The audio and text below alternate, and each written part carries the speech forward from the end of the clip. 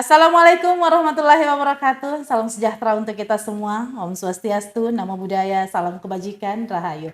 Baik sahabat religi, kembali bareng saya Yuniati Yusuf hari ini masih di podcast Sipakarewa. Bagaimana kabarnya hari ini? Saya berharap semoga kita masih tetap semangat dan hatinya selalu adem.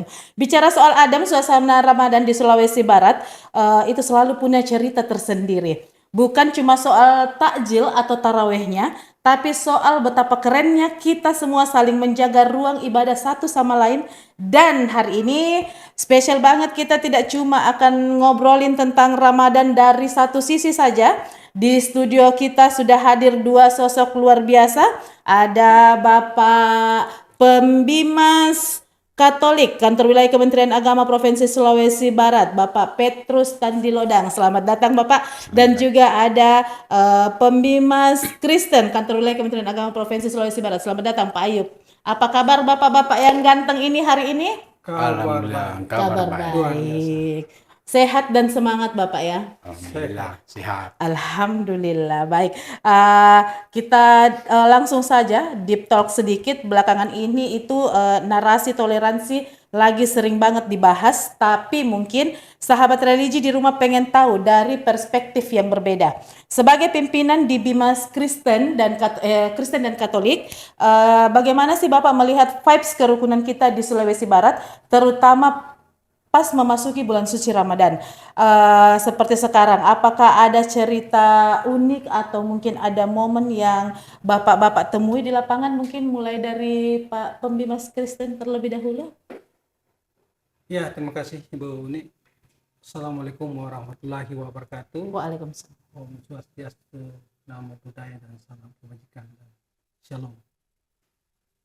Ya, saya selaku Pembimas Kristen Kementerian Agama Provinsi Sulawesi Barat dalam melihat pelaksanaan Ramadan yang dikaitkan juga dengan toleransi, ini sangat menarik bagi kita semua, karena di satu sisi Ramadan ini adalah tempat di mana saudara-saudara kita umat Muslim sementara mengasah spiritualitasnya ya, melalui ibadah dan puasa. Tapi di sisi lain juga berhadapan dengan kepelbagaian ya. Di dalamnya toleransi kita tegakkan bersama. Kita tahu bahwa ini toleransi adalah memang sebuah keniscayaan Ibu Uni yang memang dari dulu sudah kodratnya ya, kita berbeda agama, berbeda suku, berbeda etnis, tetapi itu diramu dalam sebuah kebersamaan yang luar biasa kita di Indonesia dan Sulawesi Barat pada khususnya. Ya, terima kasih. Kalau untuk Pak Pembimas Katolik sendiri gimana Pak menanggapi toleransi kita di Sulawesi Barat ini? Assalamualaikum warahmatullahi wabarakatuh. Waalaikumsalam. Salam, Om Swastiastu, Namo Buddhaya, salam kebajikan.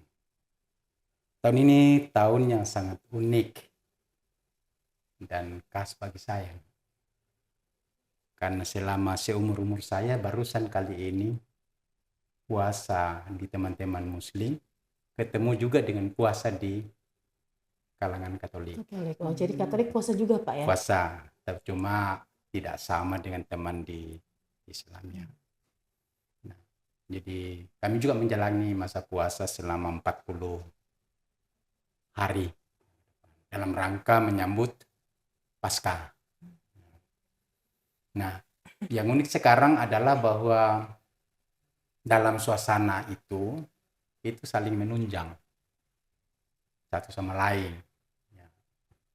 Jadi saya lihat di tengah-tengah masyarakat kita tidak ada sesuatu yang sangat mengganggu satu sama lain.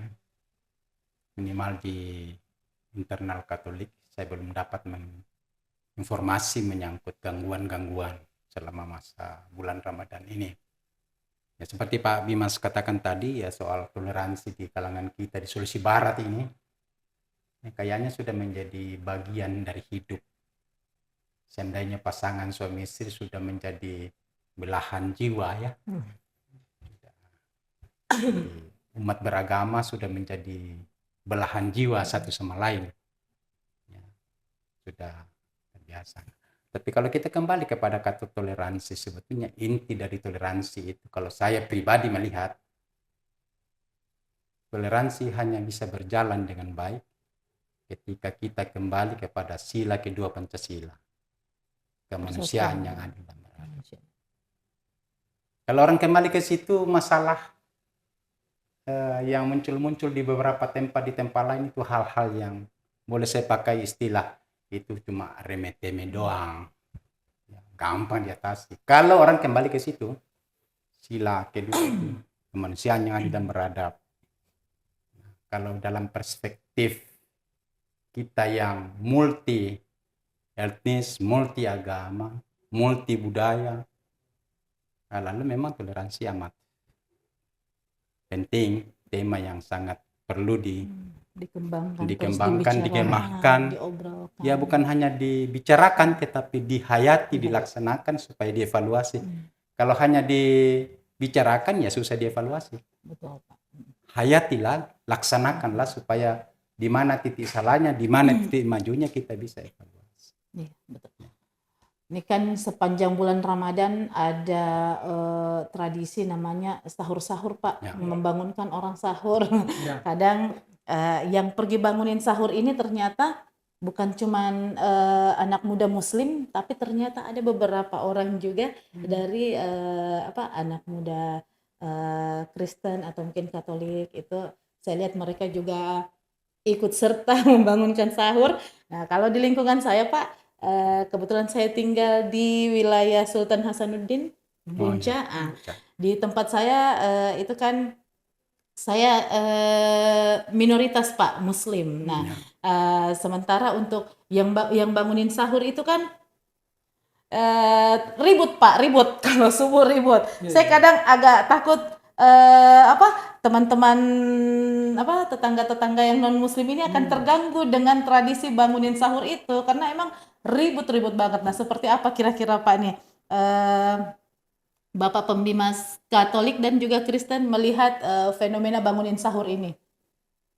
Iya, dari umat Kristen ya, kita melihat pelaksanaan sahur ya, yang bangun subuh itu ya, ini memang salah satu tantangan bagi kita sebagai orang-orang yang beriman ya, tantangan bagaimana spiritualitas kita diasah dengan kemampuan kita untuk beradaptasi dengan teman-teman kita yang beragama Muslim atau umat Muslim. Nah, seperti Pak Pembimbing Katolik sampaikan tadi bahwa mereka sedang puasa juga. Kalau konteks Kristen, ya, saat ini kita sementara juga merayakan Prapaskah. Ya, Minggu Sengsara keempat.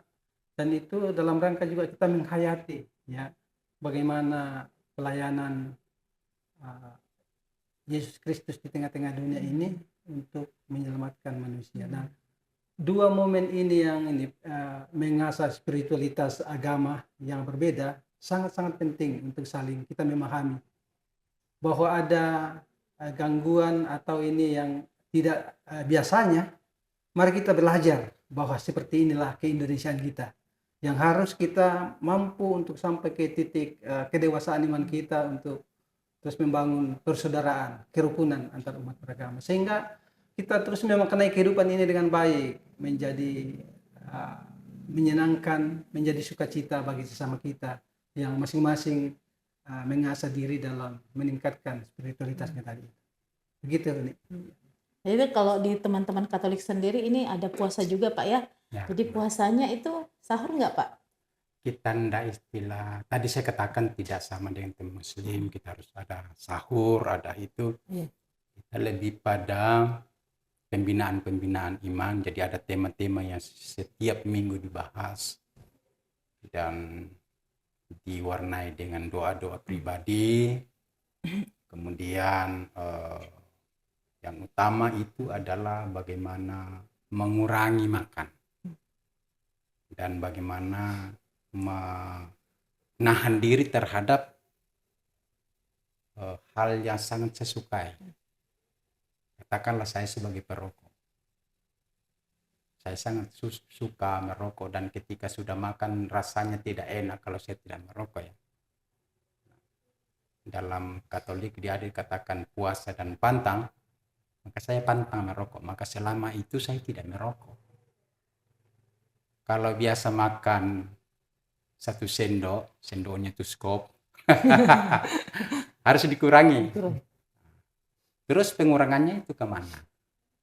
Ya pengurangannya itulah yang masuk ke dikumpul ya, seperti mungkin teman muslim ada zakat ya, zakat Zakat fitrah apa ya. fitrah ya. Nah, itu dikumpul dan disatukan dan dikirim ke pusat lembaga seperti kalau Katolik di Makassar. Iya. Itu digerakkan semua pribadi-pribadi mengumpul berapapun itu, mau Rp1.000, mau Rp500, lalu dikumpul. Nanti kita melihat yang sumbernya dari anak sekolah dijadikan beasiswa untuk anak tidak mampu, yang dari kelompok umum untuk memperbaiki seperti jembatan, memperbaiki, merestorasi hutannya rusak, seperti begitu. Nah, macam-macam. Jadi itu untuk semua. Apakah mengganggu itu sahur-sahur? Mungkin begini yang saya harus katakan. Seorang istri dia harus punya satu masakan yang idolanya, anaknya atau suaminya, yang membuat anak dan istri ini, anak dan suami ini selalu rindu mau pulang rumah rasakan makanan itu. Nah, bagi saya sahur-sahur, mengundang orang sahur itu, biarlah itu menjadi sebuah kebiasaan di Sulawesi Barat ini, yang membuat anak-anak kita yang kecil-kecil itu akan rindu kembali ke Sulawesi Barat pada saat Ramadan tiba, dan kebetulan di luar Sulawesi Barat ingin sekali kembali ke Sulawesi Barat. Ya syukur-syukur itu menjadi sebuah sesuatu yang menarik orang lain, dan bisa datang di Sulawesi Barat, bisa nginap di penginapan di sini, dan ada dampak-dampak lainnya yang bisa muncul. Jadi bagi saya tergantung kita menyikapi yang begitu-begitu. Itu kembali ke tadi saya katakan tadi, sila kedua. Ketika saya sungguh memahami itu, bahwa manusia itu adalah toleransi intinya kemanusiaan, manusia sungguh menghayati dirinya sebagai manusia, dan dia menghargai temannya sebagai manusia juga, sesama ciptaan dalam ajaran kami. Maka yang begitu-begitu itu menjadi dimaklumi. Akhirnya anak-anak seperti anak-anak kita di kantor ini kan, dari awal mereka sudah berbaur ya, akhirnya nanti besar sudah tidak enak kalau mereka tidak ketemu lagi. Sama aja dengan itu, sahur-sahur telinga kita sudah ingin rindu sama Sulawesi Barat, kembali ke Sulawesi Barat karena ada tradisi membangunkan sahur-sahur pada masa-masa seperti itu. Jadi tergantung kita memaknai. Orang yang memang pikirannya kotor pasti terganggu. Tapi orang yang berpikiran positif untuk hidup bersama biasa-biasa aja. Apalagi ini cuma budaya tradisi yang hanya dilaksanakan di Ramadan saja, Pak ya. Iya, tidak tiap cuma bulan malam. Ramadan doang. Iya. Dan biarkanlah itu anak-anak kita mengekspresikan. Iya, betul. Baik, selanjutnya Pak, kadang di media sosial ini kita sering melihat perdebatan kecil soal toleransi. Menurut Bapak, bagaimana cara kita sebagai anak muda atau warga Sulawesi Barat supaya tidak gampang terpancing dengan isu-isu yang bisa merusak kerukunan, apalagi ini di momennya bulan Ramadan? Ya, kalau saya itu tadi, masing-masinglah keluarga mendidik putra-putrinya, saling mengasah diri dalam itu untuk menghargai. Ya, anak-anak itu biarkanlah dia bergaul dengan sesama temannya, entah itu di sekolah atau di lingkungan sekitar rumah. Biasakan bergaul dengan siapa dengan latar belakang berbeda. Menurut teman saya begitu. Nah, kemudian kedua itu tadi saya katakan, ajar dia bagaimana memahami itu yang disebut manusia itu. Yang harus dihargai, tidak diperlakukan seperti binatang, seperti barang. Tapi dia itu ciptaan Tuhan. Ajaran kami di Kristiani, Pak Membimas dengan saya dalam kitab suci mengatakan manusia itu diciptakan secitra dengan Allah, serupa, segambar. Nah, kalau pencipta kita sama, kenapa kita berkelahi? Iya. Kan? Nah, lah Terus kalau saya berbuat sesuatu, apakah itu hanya untuk itu? Lalu dalam tadi saya dengan Pak Pembi masalah, mohon maaf kalau saya ngutip sedikit. Nah, dalam Injil itu dikatakan, aku berkata kepadamu, aku di sini tentu Nabi Yesus ya. Aku berkata kepadamu, sesungguhnya segala sesuatu yang kamu lakukan untuk salah seorang dari saudaraku yang paling hina ini, kamu telah melakukannya untuk aku. Jadi saudaraku di sini bukan berarti yang Katolik doang. Saudaraku ya selama dia manusia itu saudara saya. Tanpa mengatakan agamanya apa, budayanya apa, etnisnya apa. Yang menjadi dasar ukurannya di situ sesama adalah dia manusia. Sama manusia. Ya. Pak, ya. Dan kalau saya berbuat sesuatu yang kepada yang paling hina pun, itu kita menurut kitab suci tadi, kita sudah buat untuk Tuhan. Lah, terus kenapa saya harus menghalang-halangi orang? Kenapa saya harus justru saling memberi informasi, saling menukar informasi? Itu semakin mengasah kita. Biarkanlah saya tetap beragama Katolik, biarkanlah Pak Dimas tetap Katolik, biarkanlah Ibu Uni tetap Islam, tetapi kita bisa hidup berdampingan. Itu kan indah. Ada sesuatu yang saya tidak punya tetapi ada di situ, saya belajar. Saya ada sesuatu yang saya tidak punya, saya belajar sama Pak Dimas. Jadi Itu. memang yang bikin berwarna kehidupan ini adalah perbedaan, Pak ya. Iya. Kalau semuanya sama, akhirnya monoton, tidak ada Iya. kayak lukisan tanpa warna gitu. Dan Pak. jangan pernah bermimpi hidup ini tanpa masalah. Betul. Saya dengan istriku sudah 20 tahun sama-sama tapi tetap ada masalah. Nah, tiap malam kami satu tempat tidur. Tapi tetap ada gesekan. Ya. Jangan mimpi tidak ada masalah dalam hidup ini. Tapi bagaimana memanage masalah itu yang penting. Kalau Pak Pembimas Kristen sendiri gimana itu Pak untuk perdebatan kecil soal toleransi di media sosial, seperti apa sebaiknya anak muda kita ini menanggapi supaya tidak mudah terpancing dengan isu-isu yang dapat merusak kerukunan. Ya, kalau dari perspektif dari Dinas Kristen ya pada khususnya dan umat Kristen pada umumnya, kita selalu menyampaikan bagaimana itu pendidikan dalam keluarga berjalan dengan baik, pendidikan Kristen pada khususnya, sehingga melalui pendidikan itulah nilai-nilai iman, nilai-nilai moral, etika mereka akan tanamkan sedini mungkin, sehingga ketika mereka diperjumpakan dengan hal-hal yang krusial di media sosial, mereka bisa memilah bahwa ini yang pantas dan ini yang tidak pantas. Bahkan mereka bisa menjadi wasit, memadamkan hal-hal yang tidak patut kalau ada komentar-komentar yang justru mengadu domba dalam di media sosial itu. Ini sangat penting peran setiap kita sebenarnya, tokoh-tokoh agama, juga dalam tokoh-tokoh dalam keluarga yang kecil, untuk terus dan tetap untuk menyuarakan itu kepada generasi kita, sehingga mereka tidak terbawa oleh arus. Selalu saya katakan, hanya ikan mati yang terbawa arus. Tetapi umat yang hidup imannya akan terus memberikan pencerahan bagi sesamanya untuk kehidupan yang memuliakan penciptanya.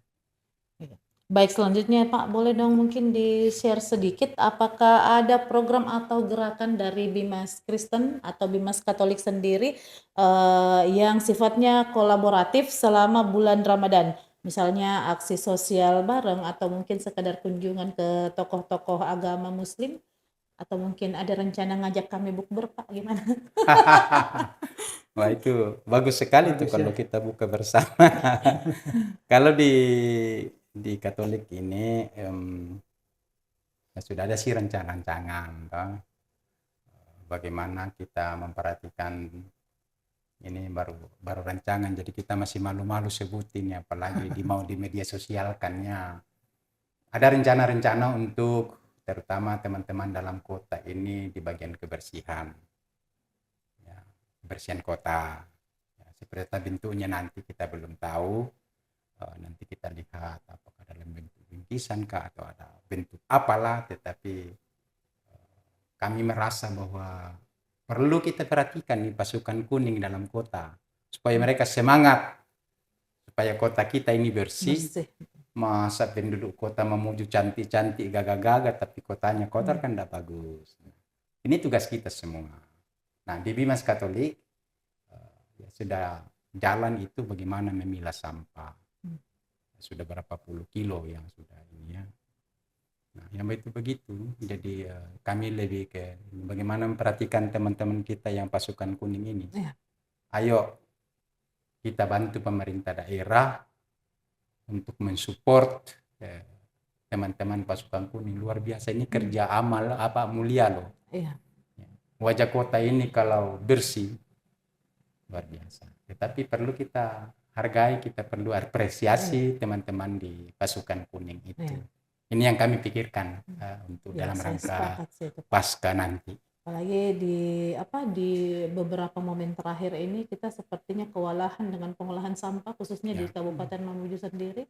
Jadi dengan memilah sampah sepertinya memudahkan pekerjaan dari Ya. teman-teman dinas kebersihan ini. Luar biasa. Kalau Bapak dari Pemimas Kristen sendiri gimana Pak? Ada sesuatu dalam bentuk program kah yang bisa dikolaboratifkan sepanjang Ramadan ini atau telah dilaksanakan mungkin? Ya, dari Bimas Kristen di samping memang keluar dari program-program di lembaga-lembaga keagamaan Kristen, tetapi juga keluar dari arahan ya himbauan dari Ibu Dirjen sendiri, bagaimana kita betul-betul merespon program prioritas Kementerian Agama, yaitu kita Kementerian Agama yang berdampak. Sehingga itu kami lakukan secara kolaboratif, baik di tingkat pusat, provinsi dan kabupaten. Nah, dipertegas dengan surat himbauan Ibu Dirjen beberapa waktu yang lalu ini, kami dari Pembimas dan kepala seksi penyelenggara di setiap kabupaten, kita sudah melakukan komunikasi untuk merespon kebijakan itu sehingga kita betul-betul berdampak dirasakan masyarakat. Nah, pertama yang kami lakukan, lembaga gereja dan juga kami jajaran Bimas Kristen provinsi dan kabupaten Mamuju, SMTK Setia dan penyuluh sudah berbagi takjil beberapa hari yang lalu. Juga dari lembaga gereja, misalnya dari gereja Advent sudah malah mendahului kami dari lembaga gereja. Nah, tadi kami rapat lagi untuk bagaimana merespon lagi arahan terus dari Dirjen. Betul-betul ini kita aktualisasikan, jadi ada rumah ibadah ramah musafir, ya. Sehingga mungkin ke depan ini teman-teman kita dari umat muslim yang melakukan perjalanan ini, kami juga terlibat di dalamnya di beberapa titik di Mamuju Tengah mungkin dan Mamuju, sehingga ini betul-betul kita berdampak lah bagi sama kita.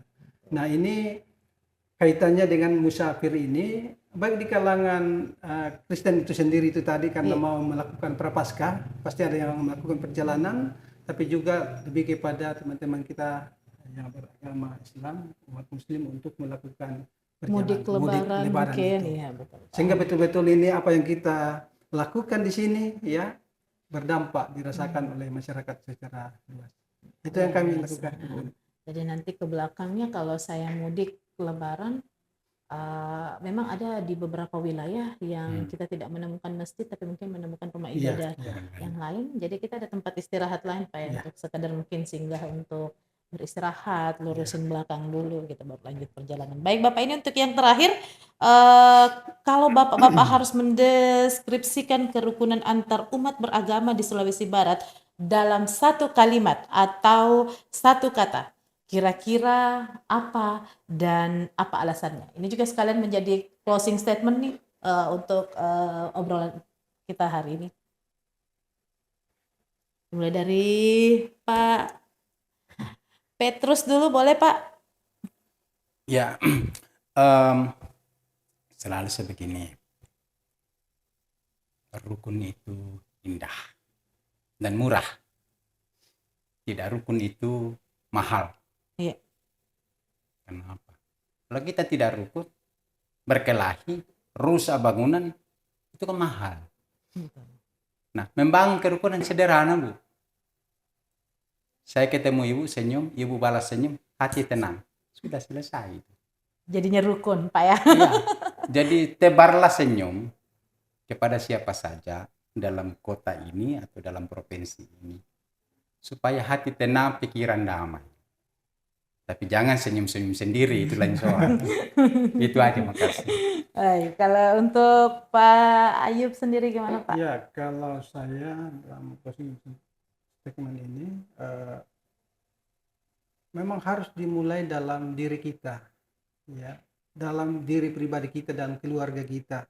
Bagaimana toleransi kerukunan ini menjadi pondasi dalam membangun keindonesiaan kita, sehingga kita damai, rukun dan harmonis di tengah-tengah masyarakat, di tengah-tengah bangsa dan negara ini.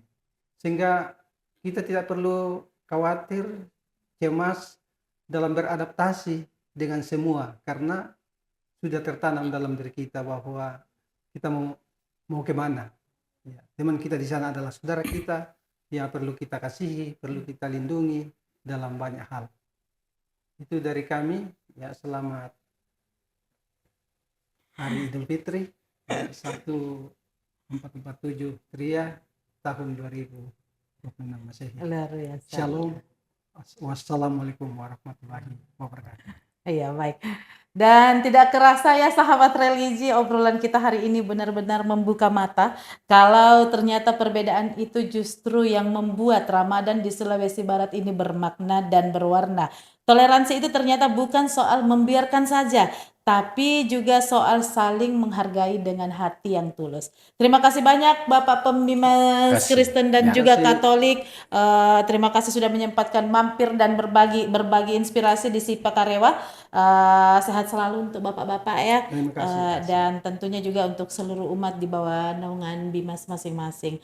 Baik, sahabat religi, tak terasa waktu kita sudah berada di penghujung acara pada hari ini, dan sekali lagi saya Yuniati Yusuf selaku host hari ini mewakili teman-teman kru yang bertugas hari ini mengucapkan terima kasih untuk segala perhatian dan tentunya mohon maaf untuk segala kekurangan. Dan jika teman-teman merasa bahwa video ini berguna dan asik untuk didengar, silahkan di-share sebanyak-banyaknya, komen dan tentunya berikan like-nya. Baik, sekali lagi kami ucapkan terima kasih. Makasih. Dan saya akhiri billahi taufiq wal hidayah. Wassalamualaikum warahmatullahi wabarakatuh. Shalom. Shalom. Salam sejahtera untuk kita semua. Om Swastiastu, Namo Buddhaya, salam kebajikan, Rahayu.